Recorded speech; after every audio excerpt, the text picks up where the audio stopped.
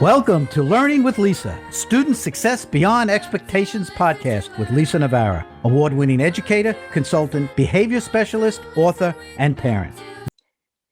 Hello, and welcome to the Student Success Beyond Expectations podcast.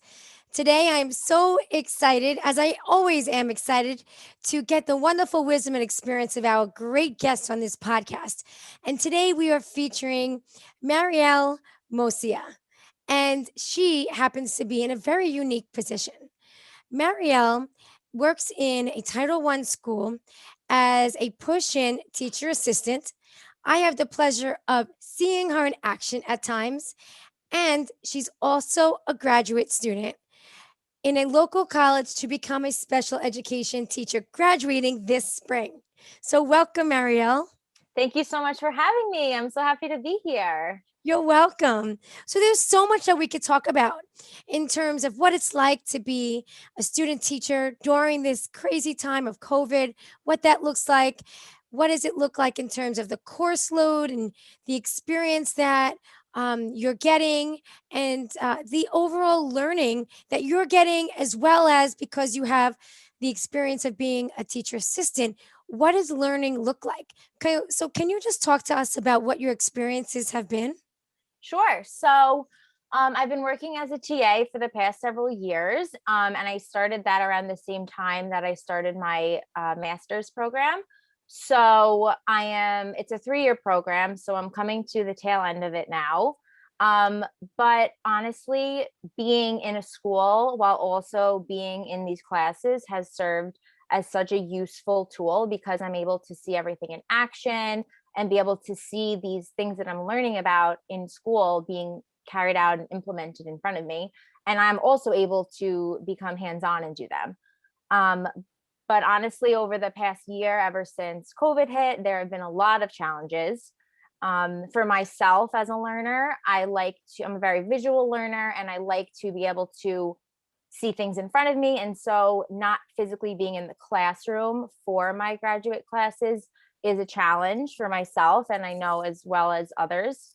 So everything is virtual nowadays, but I'm still able to learn a lot through my classes, through my professors. So also now the fact that I would be student teaching, I'm still able to be learning about what I would have been doing if I were in a classroom with students. But on the bright side, I also am able to work and push in as a TA and still be present with students as well as teachers. So I really like what I'm hearing from you in terms of you've been in classes where you're actually able to take the content and see it in action in real-time classrooms. Because to me, that means that the content is relative and useful. Absolutely. And I remember you telling me something about, wow, I've learned that. Now I get to see it. Can you tell us what some of that information might be that you find so important that colleges teach in their teacher prep courses to make it really applicable to today and learning? Sure. So the first thing that comes to mind for myself is all of the assessments and everything you need to learn.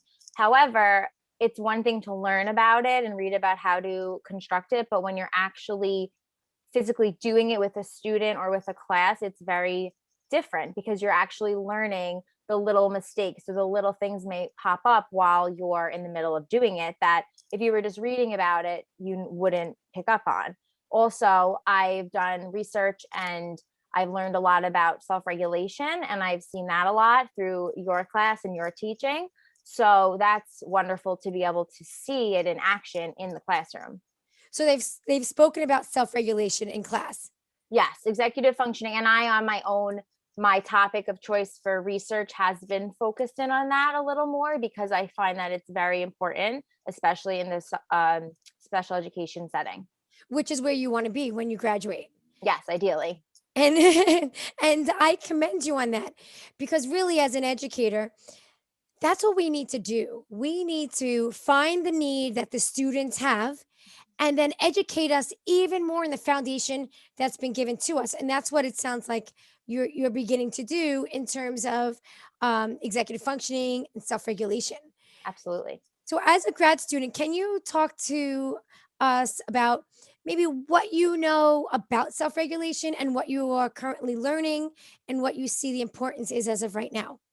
Sure. So, in my opinion, I find that I haven't had to, I've seen it in action with you and with a bunch of students, but it works differently for every student in their particular case. From students that I have been able to work on it with and focus on it with, I find that really honing in on what works best for them and what they respond to best and what may not work. If self talk works for one student, it may not work for another. Or if giving them that positive praise, that may work for one student and keep them motivated, while another, they may need something more for them to really stay focused. Great. Yes. And you're mentioning those cognitive skills that are absolutely imperative to teach children to self regulate, manage their thoughts, feelings, and actions. And have you seen some students be able to self regulate through self talk or using the praise? Yeah, absolutely. So I find that I find it's so important to use praise, and you've also taught me that, and it's so important to use the growth mindset rather than the fixed mindset, because you really want to focus on being specific when using the praise, and you not I think a lot of people forget sometimes, and I've caught myself as well. And I know you've caught me doing it as well, but it's easy to praise on ability, but you're supposed to be focusing on praising on effort rather than ability. Fantastic. And the result is that we then support that growth mindset that you're talking about. Isn't it nice when we even talk with one another and we're complimenting one another? And it's not like, wow, you're so smart for doing that. It's more like, wow, I love the colors that you just added to your t-shirt you created on the cricket.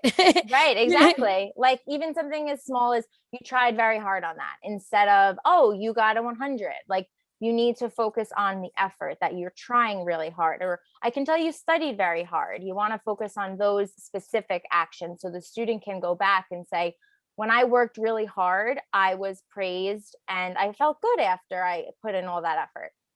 And you just mentioned to me just before we started our podcast today about the You're So Smart uh, poster that I had shared the information with you. Can you talk to us about that? Sure. So I, as an educator, you hear to always try to praise the student. However, you're so smart, or oh, great job. Like that's such an easy thing that comes second nature for us to say to a student. However, I always will remember saying to a student, that was perfect. They may stop and say, wait a minute. And next time, if I don't say that's perfect to them, they may say, well, last time it was perfect. So what did I do differently that this isn't perfect, quote unquote? And a lot of those things on that flyer that you showed me, the You're So Smart, things saying instead of, I appreciate how helpful you were when you did this. So pointing out the actions and being specific about the actions the student takes, I think really makes a huge difference. You know, Marielle, I'm still growing every day too, and I've used that a lot. The it looks like this almost, but it says "You're so smart" on top. So I hung it out as a reminder for adults and to catch their eye in how we praise. But apparently, one of the teachers from across the hall said, "Lisa, can I talk to you?" I said, "Sure." She goes, "Can you take that down?" I said, "Take it down. What's going on? It's something that's supposed to be positive." And she said, "I have such emotional girls in fourth grade. They're taking it as if that paper is telling them to not say, 'I'm so smart.'" And Right. so now I've updated it to say, instead of saying, "You're so smart, good girl, good boy," try saying, and those try saying are some of those ones that we're talking about now. So, can you share with us some of the praises that maybe you find yourself beginning to use with students? Sure. I like you have really improved on. I think that's good, especially if you were working one on one with a student that may have been struggling on a specific, say, a part of a math task, and you see them growing and building. To focus in and say, I'm acknowledging you're improving on this skill. I think that may stick out. And then they'll also gain more confidence and they'll say, you know what, my hard work's paying off and my teacher sees that. Another one I really like also is you never gave up even when it was hard. So praising that the student, no matter what, it's so easy for students to get discouraged, especially in the day and age that we're in. And to really reinforce that, again, like I keep reiterating, that effort behind it, I think that's very important. So when you say discouraged in the day and age, now you've been a teacher assistant for how long? It's going on 3 years. Going on 3 years. So do you see how COVID may have changed your role, and how has COVID, from your perception, impacted children's self-concept? So I used to be more so, I guess you could say hands-on or working with a small group of students at once. However, now a lot of instruction has obviously been altered. And so I still am working with students, but it's from a distance, it's with a barrier in between. So, and it's hard, especially when working with younger students that are getting the feel, and this is all they know. And that's what's hard for me to see, is that these kids, this is the only school setting that they've seen with it, with masks or half online and half at home. So, but I really do think, I am so amazed at how resilient so many of these students are, because I try to think, I can't even think back to when I was that age, when I was in elementary school. I remember bits and pieces, but to think of myself learning from a computer, like it's hard for me now as an adult in my graduate school classes. Like I think it's amazing how these students are able to learn and show up and still be progressing. Absolutely. And they do seem as though they are really wanting to be in person learning. Mm. Marielle, do you have any experience working with students online? Not much, no, because when I'm in school, I'm in 5 days a week. So I don't have any classes that I would be working with the students online. Yeah. Okay. And so, what would you tell some other grad students, or even high school students graduating, who they always wanted to be a teacher, but they hear now that there's a teacher shortage and they don't know if they should go for the position of being a teacher? Can you talk to that point? Sure. So myself, in my personal situation, I myself didn't know I wanted to be a teacher until towards the end of my undergraduate degree. And at that point, I realized I need to go to graduate school to pursue this. So, and I knew it's what I wanted to do. I had a passion for it, working with special needs students. And I just felt that it was something that spoke to me that I had never felt before. And I knew this is what I wanted to do. So I went all in, I went to grad school, did a long commute, and it's honestly very much so worth it. However, speaking to people that were in my position where I was a few years ago, and even now, as I'm about to conclude my coursework, I really find that I think with any job, it's always the unknown is the scariest part. And I find myself thinking about that a lot nowadays. However, I think there's always at some point going to be a need for teachers, in the sense of students are always going to need to learn, and someone is always going to need to do that for them. So if this is something that you're extremely passionate about and you want, I don't think you should become discouraged from the quote unquote shortage, or wherever we may be now, when a year from now or a few years, it may be a completely different ballgame. So, I think I hear you saying follow your dreams and have faith. Absolutely. Yeah. Yeah. And keep that commitment to yourself. That's what it Yes. sounds like. If that's your dream, to keep that commitment to yourself. Yeah. And it's hard, especially now, like seeing how things have changed when I'm about to finish school and eventually one day, hopefully, have a job. It's intimidating to think, if I was graduating 2 years ago, before all of this COVID, before this started, it would be very different. It would be, now you're learning how to teach virtually and in school, or depending on the district you're in. So it's very much to learn, but I think not only as a teacher are you teaching, you're helping kids learn, you yourself are always learning. Absolutely. I love learning too. Can you share a story with us of maybe a student or an experience that you have that you think that you will carry with you forever? Yeah, so many students have stuck with me and things stick out to me. I also have worked with students with disabilities in an outside of an academic setting. So that's really where I started almost 5 years ago now, maybe longer. And that's where I really fell in love with the field. And I thought, you know what, I can make a difference with these children and then I was like, let me bring this into the classroom. So there's such a range of stories, but there's the students that stick with me most are the students that need the most love that you may not even realize, you may not realize, but getting to know them day in and day out and realizing that all they need is someone there for them, to listen to them or to be there and just talk to them. You know what I mean? And for that confidence, they may not have enough confidence and you need to be that guide for them. So those are the students that really stick out to me the most. So it sounds like you have a lot of experience. You have 5 years of experience working outside of the school district. This is your third year now working in the school district with students. So you have 8 years of various experiences and in different settings. Right. What would you say at this point would be your dream job? It's funny you say that because I go back and forth. Where I started 3 years ago is completely different than where I am now. Um, Honestly, as of today, I think being in a form of a self-contained class, I think would be amazing.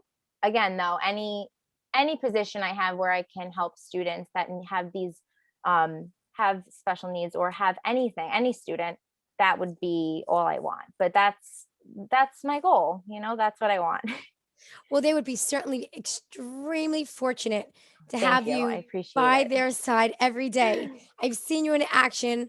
I see your motivation, your ability to organize what a kids need and make it tangible Mhm. and as multisensory as possible. That I've seen you in terms of supporting lessons and the way that you are speaking with kids in a positive yet constructive and organized way where there are still limits and expectations, but you are so well on your way of becoming such a wonderful, wonderful, and effective educator. I just can't wait to see what your future brings in your very own classroom. Thank you. I appreciate that more than you know. Thank you so much. Oh, it's truly my pleasure. So, if you could tell our listeners one way that you could help or they can help turn students I can't into I can, what would that be? Well, I firmly believe that's a great motto to go by. And you also always use I can and I will. And I think that is so empowering for these students at such a young age, especially even as adults, to say that to yourself is hard sometimes. I can and I will do blank. But for me, again, it goes back to that praise in the sense of building that confidence for them to say, I can't, turning I can't into I can. So saying, again, not on the ability of, even if they got a 100%, or maybe they got two questions right, they still, those two that they got right, you need to say, you know what, great job. And next time we're going to study more and we're keep launching and keep learning. And you'll see the progress in time. The confidence will boost. And it sounds like you're using some specific strategies there, like the launching that you mentioned. That's really cognitive engagement. Mm. Right. So I know that when you have pushed into classrooms, you're looking for students to focus before they begin. So can you explain how you've seen the times when they're not as focused as they could be compared to when they are focused and launching? Sure. So it depends on the individual student, absolutely. But when the student is not focused and they may not be on task or they may not have in your Learning to Launch series, they may not have those specific their focus tool or whatever tool they may need to stay on task. They are not fully engaged in the lesson, and they may be zoning out, and they may not be on the right question, or even if you're saying their name, they still may not be fully present. So really honing in and saying, okay, we need to look, to listen, to learn. We need to focus and like on the present task, and really going on to each individual step, because one student may be able to focus on, see the whole worksheet and be able to focus. One student may look at one problem, and you need to constantly be redirecting them onto that same problem. But again, that comes with it. And that's just a part of what we do as educators. So you're really talking about differentiating in getting children to, or really encouraging children to be able to focus so they can engage. And as you're speaking throughout this whole time, you're really, I love it because you're talking about differentiating. Not every child is the same. Right. And I think for myself, that is something that it's hard to, as a teacher, to, it's easy to go in and say, okay, I'm going to teach this lesson and hopefully everyone gets it. Maybe a few students won't, but it's so much more than that, especially in special education, because you need to differentiate that instruction. Like I said, one student may understand it, one student may completely not. So that aspect of differentiating has really taken me time. And I know eventually I'm only going to be able to embed it more in my instruction because I've never had my own classroom. And I hope that when I do, I'll be able to grow and learn from each student. And every year I have a new class and things that work and things that don't work.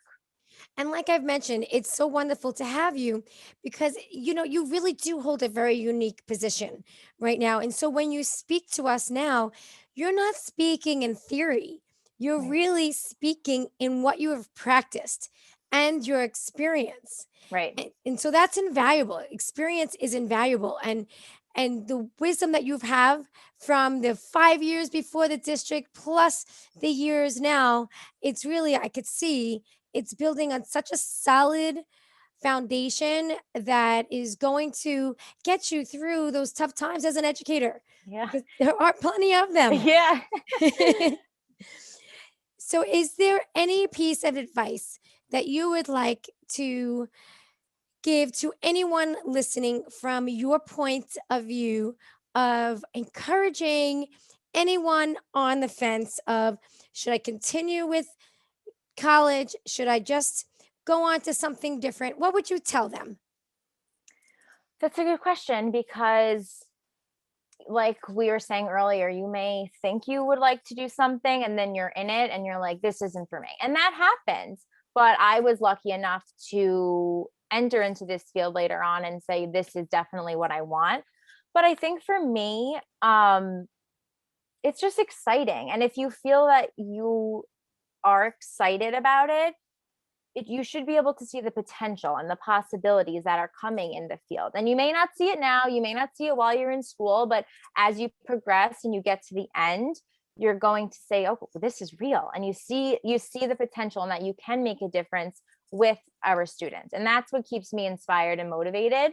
And I think for people just to try to hold on to that. Marielle, I want to thank you so much for joining us today. I have to tell you, and I'm sure my listeners are so excited to hear more of your experiences and where they lead you in the future. You have such a bright future ahead of you, and those children who are going to be your students, like I mentioned, are going to be in such wonderful, capable, and knowledgeable hands. Thank you so much. I want to remind all the student teachers out there, as well as the other educators and service providers, get involved. Get involved in your field. I think I've mentioned to you as well, right? And to join the CEC, Council for Exceptional Children, PDK, Special Education Connection. There are so many different organizations out there, and they're going to really provide you with current research and best practices to help you stay passionate like Marielle is, and to help you stay inspired. And it was funny, Marielle, when I mentioned the CEC to you, you had said that one of your college classes had uh, encouraged you to become a member as well. Yes. That was great. I love to hear that colleges are so on top of what we need today as educators.